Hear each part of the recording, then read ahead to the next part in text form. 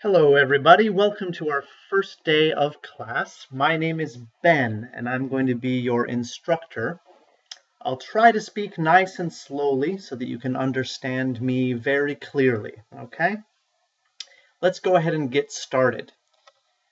In this course, we'll learn a variety of things. The most important thing, how to think like a test writer. I'll talk in a moment about that, but it's very, very important that you think from inside the test, not only outside as a student, but inside the test like a writer. Okay, I'll talk to you about that in a moment. The second thing is where to find each question type. And one of my several jobs is to write IELTS exams. Okay, and there are some rules and some tips on where each question type will be found in the passage. So where to find them and how to find them quickly. That's one thing that we will learn. Next, we will talk about how to skim and scan efficiently. Skimming and scanning are the two most essential skills that you need for this exam, for the reading section. Okay, skimming, finding out the main information, the overall information of the text, and scanning, finding the detailed answers. Both of those are essential, and we'll practice both of them a lot in this course. The next thing, how to approach each passage. Passage 1, Passage 2, Passage 3. Each passage has a different approach, and we'll cover that in this course. Next, how to read for ideas, not just facts. Okay? There are certain question types that require you to understand the big picture, the writer's intention, the writer's purpose, or what does paragraph D do in this essay? Okay, how do you summarize paragraph C? You need to be able to read the text for ideas, not just locating the facts. Okay? And then the last thing, how to think beyond keywords. Okay, keywords are important, okay, but they are only one part of the skill that you need. Okay, keywords just give you a good starting point. It's not everything. Okay, so we'll focus on going beyond the keywords. Before we continue, I want to point out this QQ group number. All right, if you're taking this course, make sure that you sign up for this QQ group. This is our VIP group just for those who paid for the course. Okay, I'll be in that group very often, checking in on your questions and helping you with any problems that you're having. All right, let's move on here, and I'll talk just a little bit about myself. Okay, my name is Ben, and I am an American. So I come from South Dakota. If you don't know where South Dakota is, I am not surprised. It is not a common, not a famous state, but you can search for it on the map if you want. Good thing about South Dakota, people from South Dakota have a very flat accent. I hope that it is easy to understand.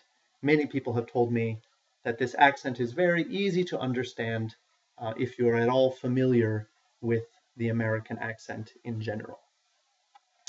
All right, and then probably most importantly for you is to know what I do for a job. Okay, so I'm a professor. I teach academic writing and I teach speaking. And of course, we work on reading and listening skills as well. But mostly writing is what I work on in my university. And I'm also an IELTS teacher. Of course, I teach online, and I taught for a long time in an academy as well.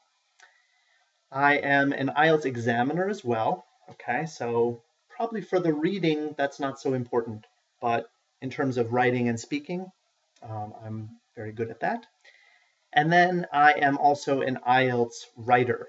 In other words, I write the tests. Every month, I go and take the IELTS test, and I come home and I write a kind of mirrored version of that test, as close as possible to the real test that I can. So this gives me a good understanding of how the question types match up with the passage and what kind of strategy will help you the most. The most important thing, I will help you think like a writer. That's the key to this course. All right, let's move on and just cover some basic reading tips. Okay, just any kind of test situation where you're having to answer questions on a reading test, all of these tips apply to any situation like that, but especially for the IELTS reading. First thing, pay attention to the title and the headings, okay? Or possibly a subtitle. We'll see a passage today that has a subtitle. They put the test writers put these titles and headings in there for a very specific reason. If the content of the passage or the reading question types are unusually difficult, okay? So the content is something unfamiliar, okay? Or the question types are tough, all right? In those cases, they're going to put a more detailed heading or title there. That is for you. That is for your benefit. They're trying to help you, okay? A lot of test writing has to do with balancing the difficulty, okay? So if a test is difficult in some way, the writer will try to balance it by giving you some hint or some clue, okay? Use those clues. Take advantage of that help, all right? Second thing, check the question types before you read. Okay, before you start skimming the whole passage, check the passage types or check the question types, because some questions will require you to skim more thoroughly. Okay? Some question types, you just need to spend 1 or 2 minutes skimming the passage all the way through. Okay? But other question types, we'll talk about this later, but other question types need a more thorough, in-depth scanning, right? Maybe a 4 or 5 minute scan or skim. Okay? In that case, you're going to need more time. So check the question types before you start.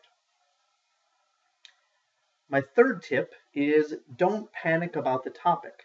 Okay? A lot of students have this problem. They see a topic like something about archaeology or some sort of museum that was redesigned, or some sort of art project or something, and they think, I don't know anything about archaeology, or I don't know anything about museums. I'm not going to do well here. Okay? Reading is a lot different than writing. Okay? Writing, you need to know the topic a little bit. Reading, you do not. For the IELTS test, if it's not in the passage, you don't need to know it for the reading test. Okay? So don't panic. In fact, in many cases, if you don't know about the topic, you will actually be less vulnerable to traps. Okay? It will actually be harder for you to be tricked. Okay? As a test writer, one thing we do is, for example, true, false, not given. We'll put something in there that's true, but it's not in the passage. So many students write true because they know that fact already.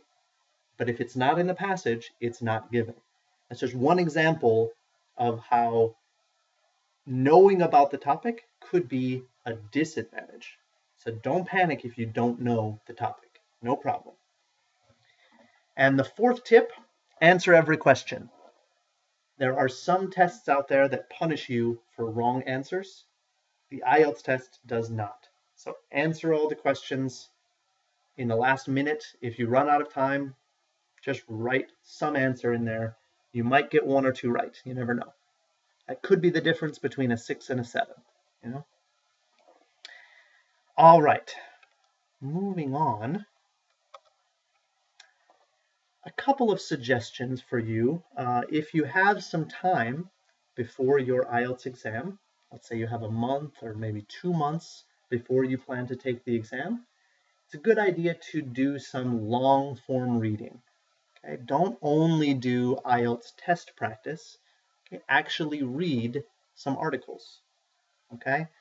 These are the 5 websites that I look to first of all if I'm planning to write a reading passage. Okay, so if I need to find a passage that's about history or archaeology or science, I'm looking here. Okay, newscientist.com, the New York Times Science, Health, and Arts sections, and maybe the biggest one, National Geographic. Okay, Cambridge actually has kind of an agreement with National Geographic. They can use their articles without any changes at all. Okay, so many times after I take the IELTS, I come home, I search, oh, that article is directly from National Geographic, which means the National Geographic difficulty level is right in line with the IELTS difficulty level. Okay, so those are some good sources for you if you have time to do more extensive practice on your reading. All right, well, let's get into the strategy for today's lesson. So today we are talking about true, false, or not given. Also, we're talking about yes, no, not given. It's the same strategy, okay? The only difference there is that true, false, not given, they're asking about the information in the passage. They're just asking about facts. Whereas yes, no, not given, they're asking about the writer's opinion, okay? There really is no difference there, except, in a very formal academic kind of scientific paper, we'll probably have true, false, not given.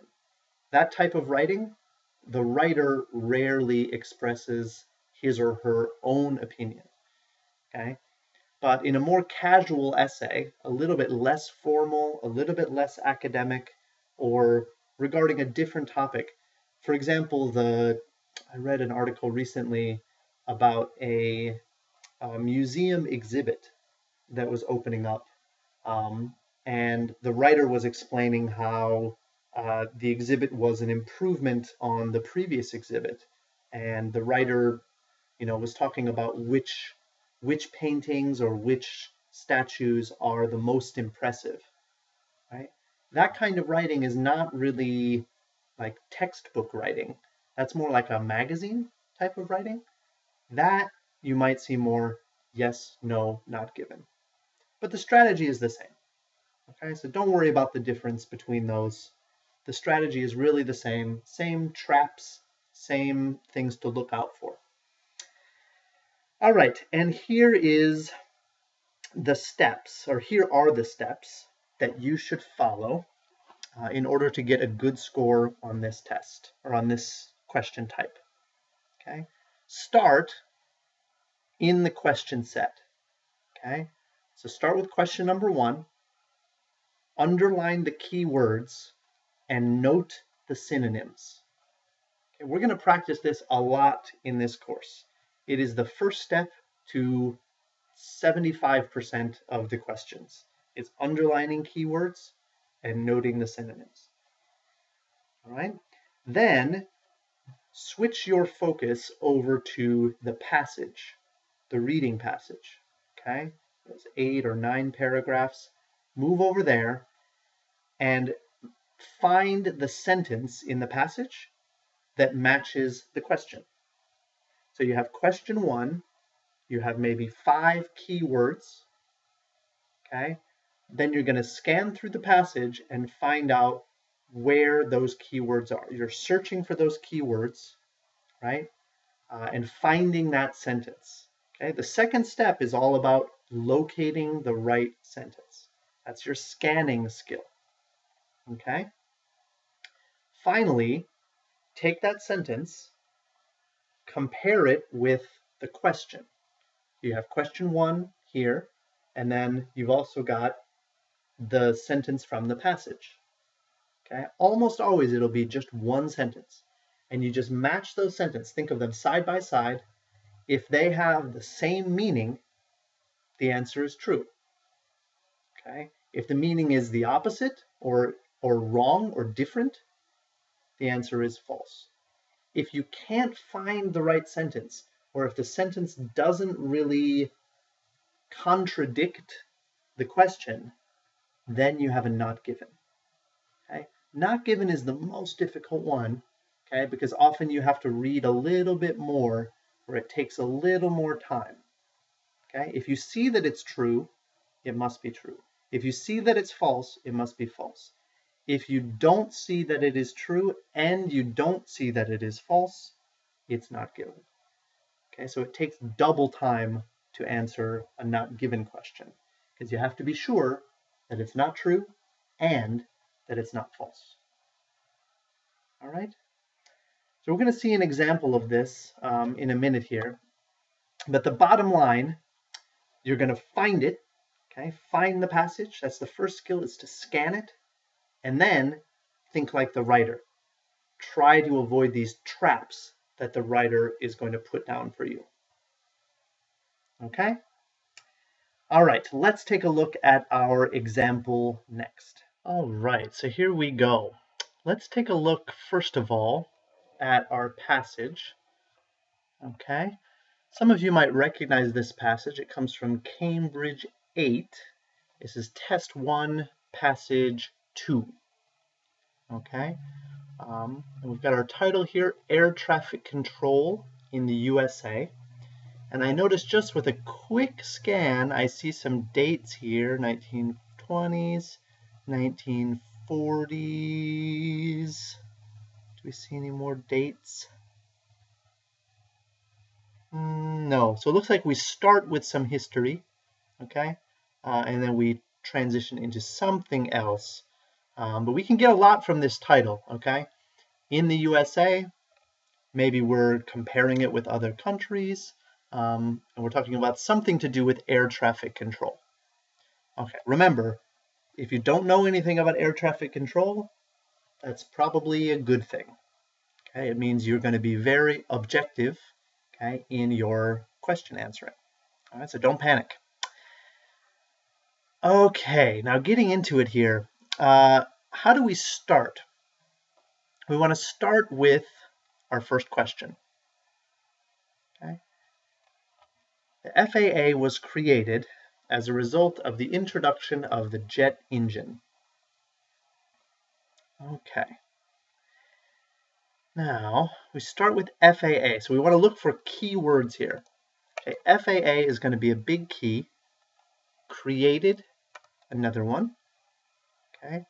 I want you to note as a result of. Okay, I'm going to bold that just because it's very important. Okay. Introduction and jet engine.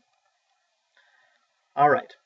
So we've got our keywords. The next step is to jot down some quick synonyms. And we're going to take this nice and slow, but on the real test, this should take no more than 10 or 15 seconds. Okay, quickly highlight those keywords and write down just one or two synonyms, similar words, even related words that might help you find the thing. Okay, so the FAA was created, started, founded, established, possibly. As a result of, this is our most important one, because this shows the relationship that we're looking for. Okay, we're looking for cause and effect. The cause, introduction of the jet engine. Effect, FAA was created. That's the kind of logical relationship that we need to match in the passage. Okay, so we need to find a similar word to as a result of.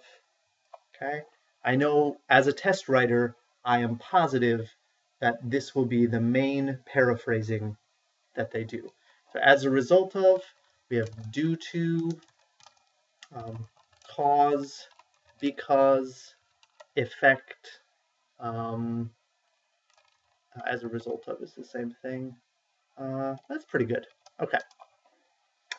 Introduction. Again, start, launch, something like that. And the jet engine.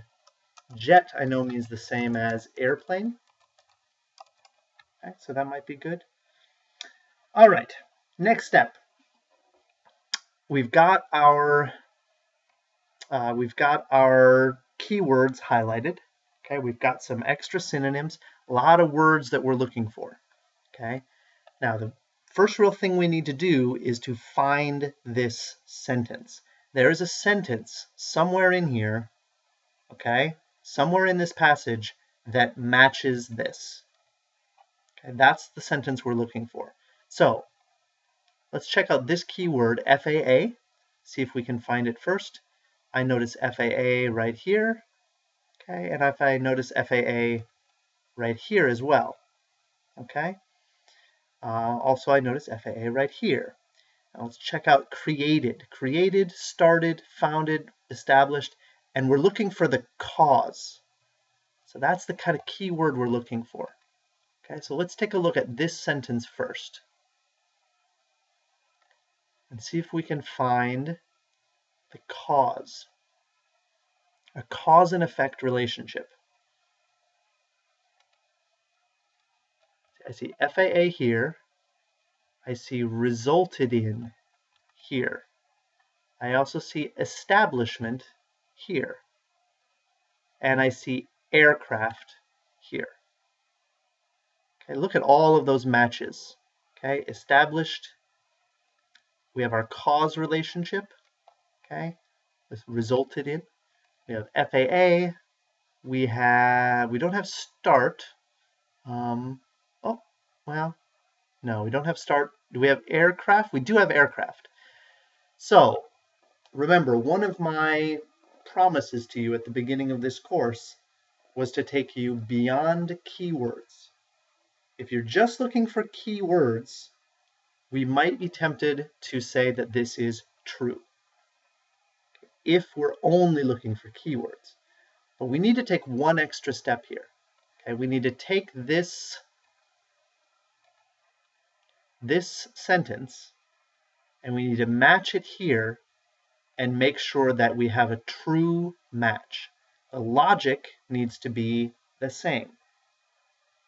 Okay? So remember, I noticed this right away as a result of. This is the cause, the introduction of the jet engine, and this is the effect. The FAA was created. Let's see if we have a match here. Okay, we've got an accident that occurred in the skies of the Grand Canyon, resulted in the establishment of the FAA. So here's our effect, but what's our cause? The cause is an accident. Is that the same as this? No. No, there's a different cause. The true cause was this accident.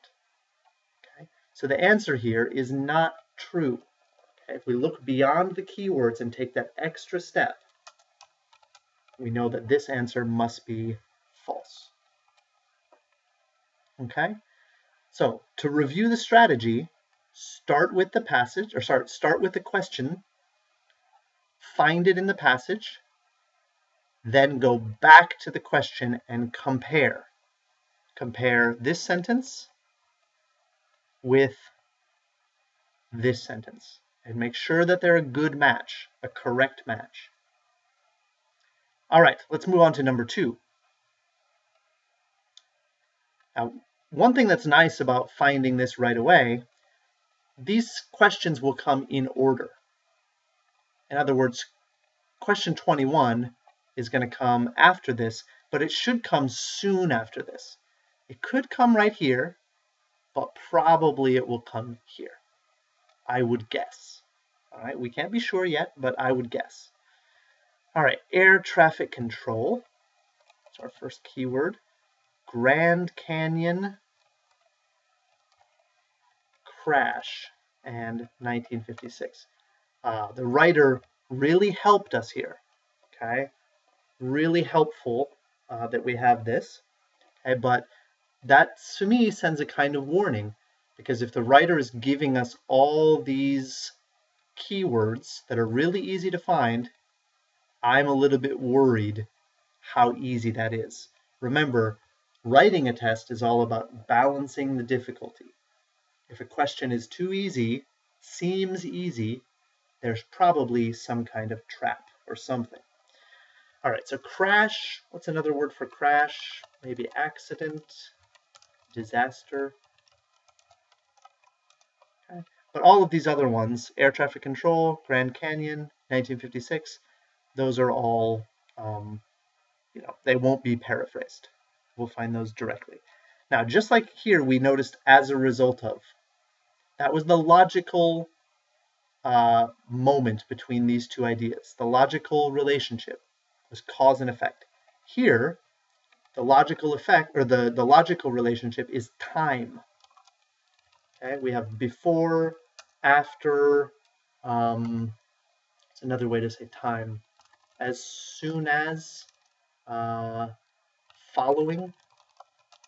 Some kind of time-related word is what we're looking for. If we can't find that relationship, it's not going to be true. Okay? So we've got our keywords. We know what we're looking for. I'll underline that as well. We know what we're looking for. Now let's go into the passage. Okay, I don't see air traffic control here, so move on to B. Okay. Let's see. Rudimentary air traffic control. Grand Canyon disaster. Okay. All right, we've got 1956 up here, right? Let's highlight that. So it should be one sentence. Okay, so this should be enough right here. We need to compare that with this. So air traffic control was before the disaster.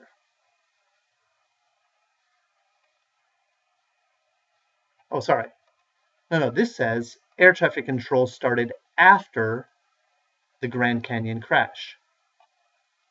Here, rudimentary air traffic control existed well before the Grand Canyon disaster.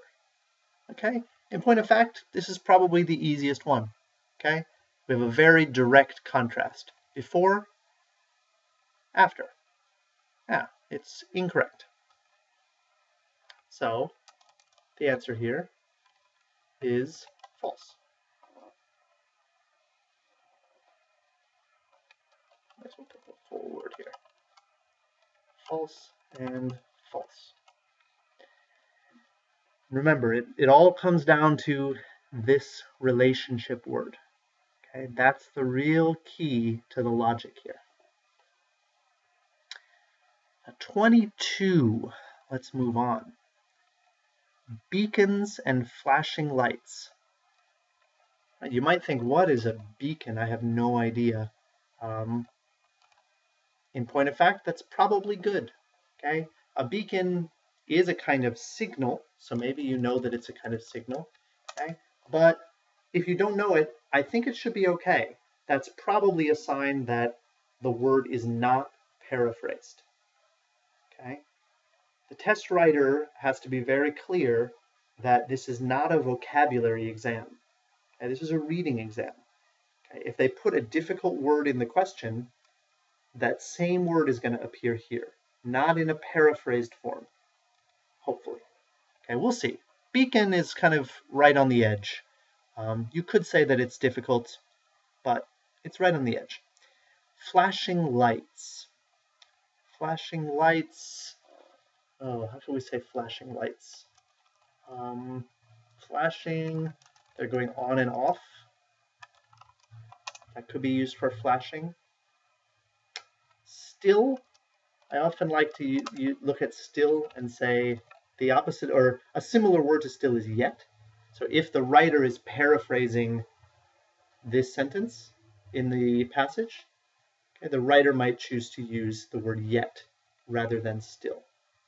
Okay, used by the ATC, and then today we could maybe paraphrase as these days or nowadays. Remember, this should go very quickly. Okay, the more you practice this skill, you should be able to do this in, like I said, 10 or 15 seconds should be enough. Okay. And while I don't see any relationship words, okay, we do have the kind of time, still today. So I would say that the most important word here is still. Okay, that is the kind of logical relationship that we have here. Okay. So let's see if we can find it. Beacons and flashing lights. We also have ATC. Here's ATC. Well, sorry, we should start here. Yeah, we should start here. The very beginning here. Do we see ATC? No. Let's see lights. Okay. I see flags. I see beacons. Here we go. Beacons and flashing lights. Okay. As I expected, okay, the word beacon is directly used in the passage because it's a hard word. Okay. So beacons, flashing lights. Okay.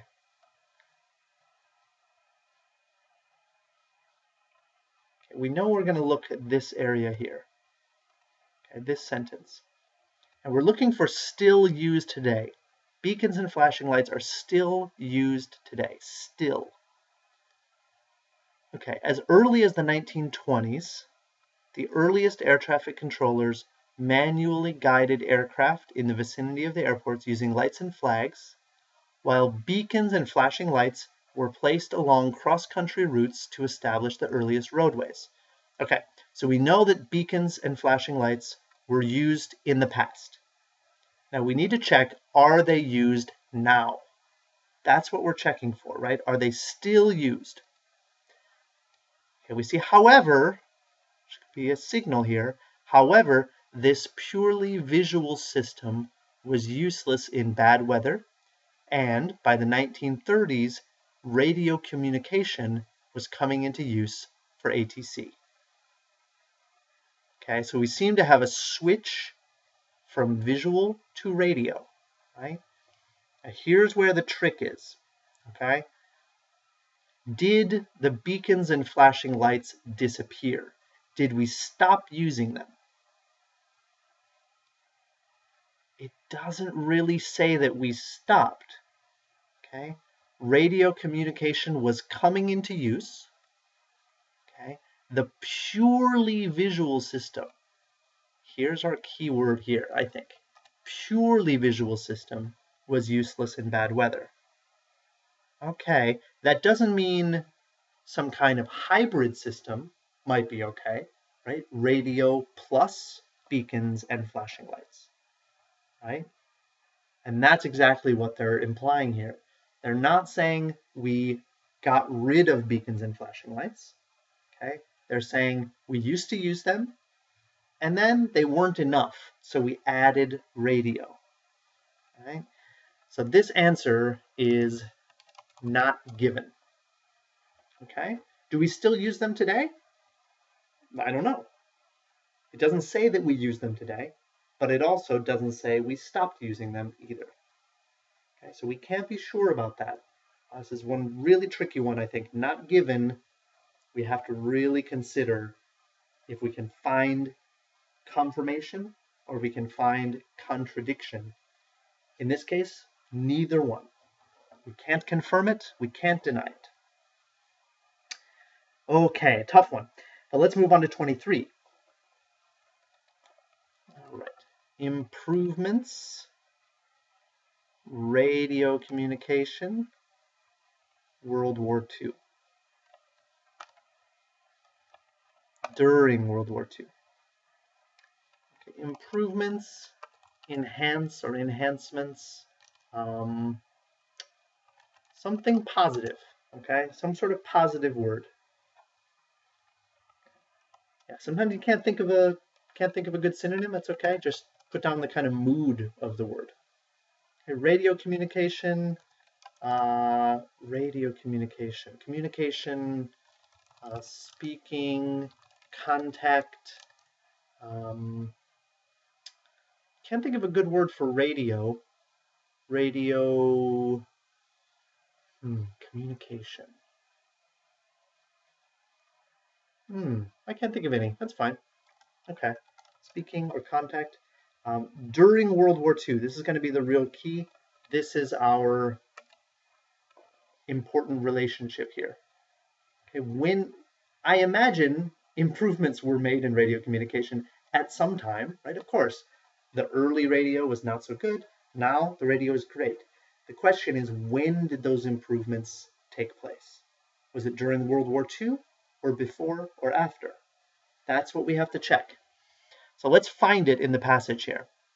I see, I'm looking here first, but I don't see World War II. Okay, Second World War, I find it right here. So let's take a look at this passage. In the 1940s, ATC centers could and did take advantage of the newly developed radar and improved radio communication brought about by the Second World War, but the system remained rudimentary. I see here improved radio communication. Okay, really clear. Improvement, radio communication, brought about by the Second World War. And now there's our relationship test. Okay, so we see that the Second World War kind of caused or made the improvements happen. Okay, they created the opportunity for improvements. Okay, we have brought about by. That's a kind of almost like cause and effect, similar to cause and effect.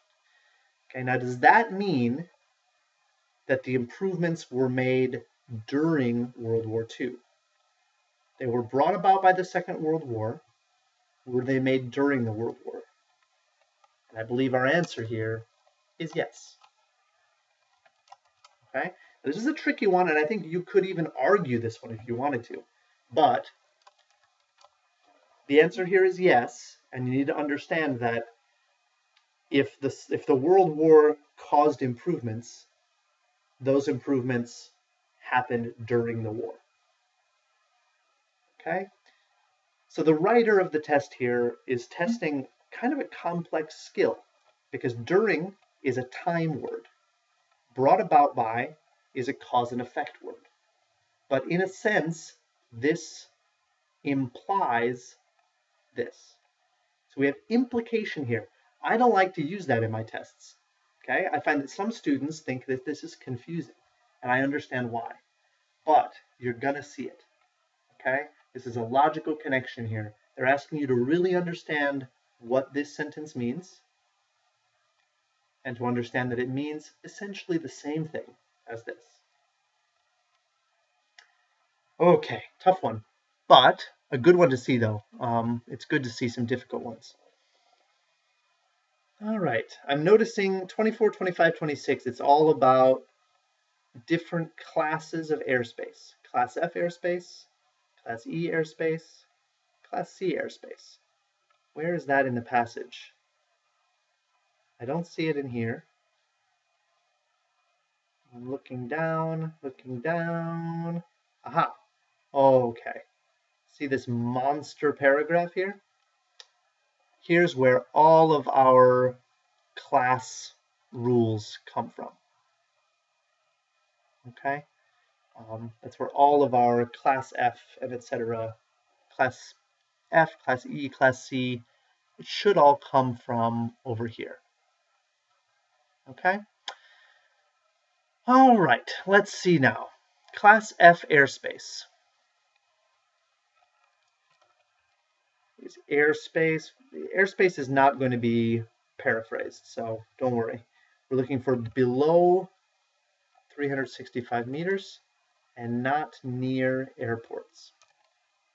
Okay, now below, we might say under, less than, okay? Not near airports. All right, that's going to be a little harder to paraphrase. There's a lot of different ways to talk about location. Okay, location, proximity, far, close to. All right, all of those words could be used to describe the location or how close, how near something is. Okay? All right, now let's see if we can find class F here. Where is class F? Class F, here we go. Uncontrolled airspace. Well, let's find it here. All right. Uncontrolled airspace is designated class F, while controlled airspace below 5,490 meters above sea level and not in the vicinity of an airport is class E. Not in the vicinity of an airport. What does that mean? Not in the vicinity of an airport. Okay, that means not in the vicinity of means far from, right? Okay, so if it's under this level and far from an airport, that's class E. We're not looking for class E, we're looking for class F. Uncontrolled airspace is designated class F.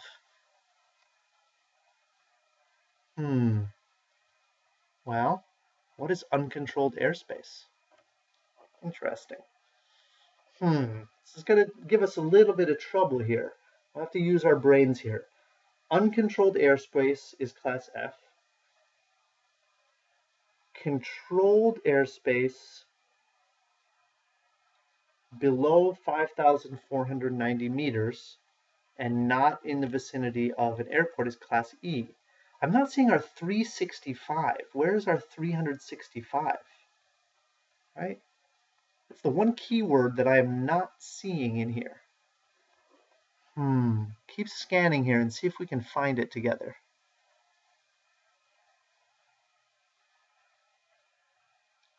365. Aha. They tricked us a little bit here.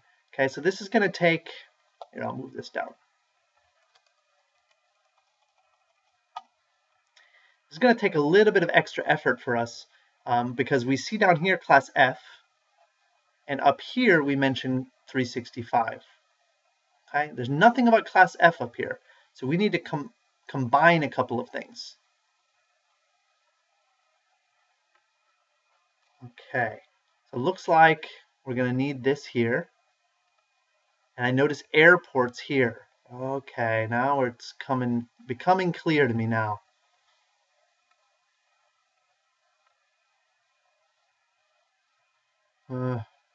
We need all of this, I think. All right, now we need to check two things. This is really, if we see this word and, okay, we know that we actually have 2 points that we need to check. Okay, here's one point, and here's another point. If both of them are true, this question will be true. So let's check it out. Class F airspace is airspace which is below 365. Class F means uncontrolled. Okay? So we can consider this the same. Uncontrolled airspace is below 365. Is that true? In general, 365 above the ground and higher, the entire country is blanketed by controlled airspace.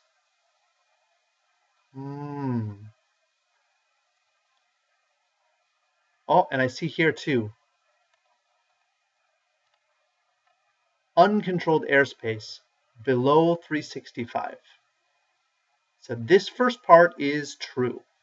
Okay, uncontrolled airspace is below 365, and it's not near airports. So uncontrolled is not near airports. Let's check.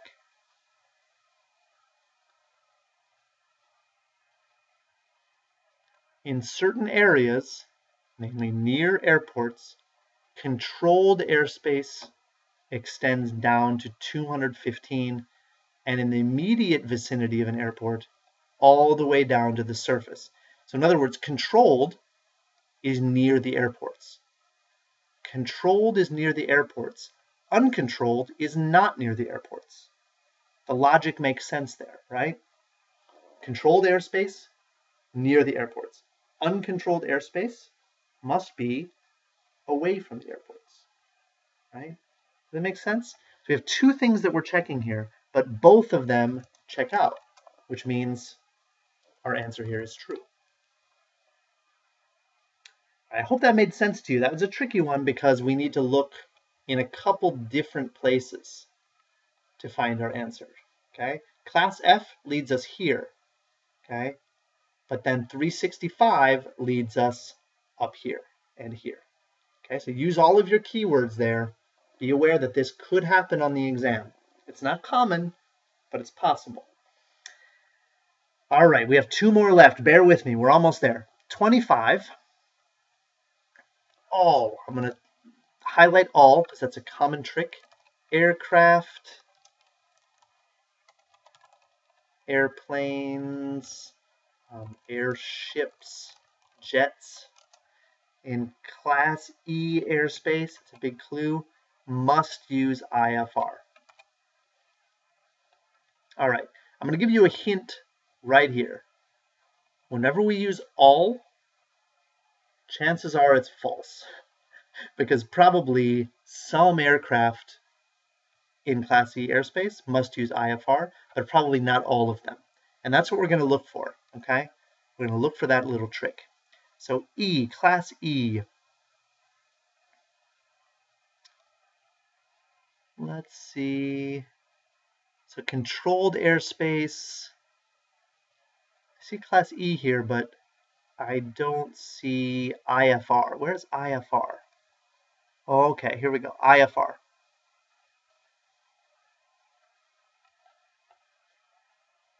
Okay, it looks like it's going to be right in here. We have Class E and we have IFR. Okay, so we just need to check the logic here. All, like everything in Class E, must use IFR. Okay, so let's read this sentence. The difference between Class E and A airspace is that in Class A, all operations are IFR, and pilots must be instrument rated.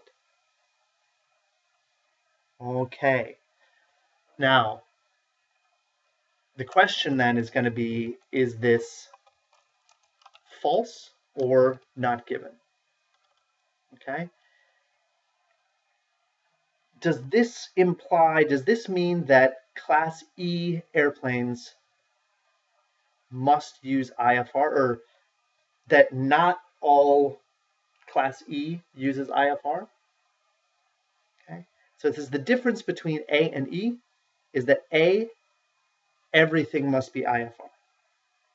So that means E, not everything must be IFR. So they don't come out and say it directly.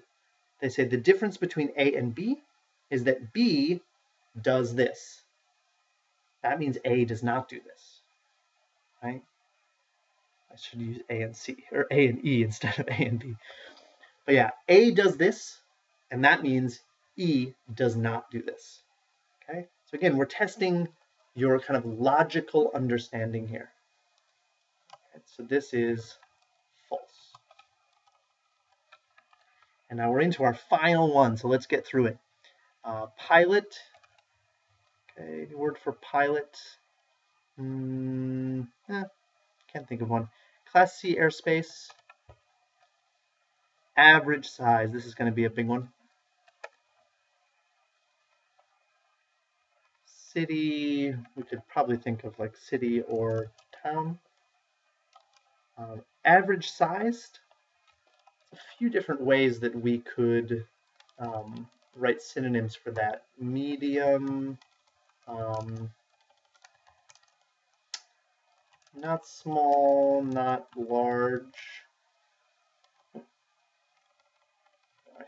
Not small, not large. Medium, average, normal, I guess. Okay, those kind of words are what we're looking for.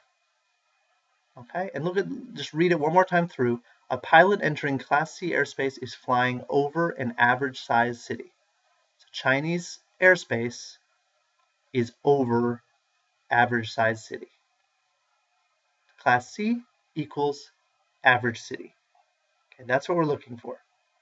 Okay, so let's see if that's true. Where is C? Where is Class C? Here's Class C.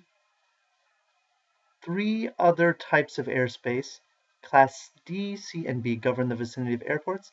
These correspond roughly to small municipal, medium-sized metropolitan, and major metropolitan airports, respectively. Now, what is this meaning of respectively? It's a really key word here. I have 3 dogs, Bobby, Sally, and Gruff. That's their names, okay? They are brown, white, and black, respectively. So when we say respectively, we mean the order matches. Brown matches Bobby, white matches Sally, black matches Gruff. That's what respectively means, right? So what we see here is that D matches small, C matches medium, and B matches major. So is this true? C matches average size? Yes, that is true. And there you have it. That is our last question. Okay, so we finished this set. A couple of takeaways to notice is notice how important these words are. Okay, these questions are testing your logical understanding, okay, of these sentences. It's not keyword matching. Keyword matching does not do enough. Start with keywords, then match, then compare the logic between the passage and the sentence. Okay? If the logic is a match, it's true. If the logic contradicts, it's false. If the logic is unclear if it's true or false, then it's not good. All right, well, thank you everyone for joining me. Just before we leave, let's go through the strategy one more time. Underline the keywords and note the synonyms. Then go to your passage and find the sentence. Then go back to the question set and compare the two. The sentence from the passage, the question in the set. Make sure that the logic matches up. All right, well, thank you guys again for joining me. I hope you can join me in the next lesson.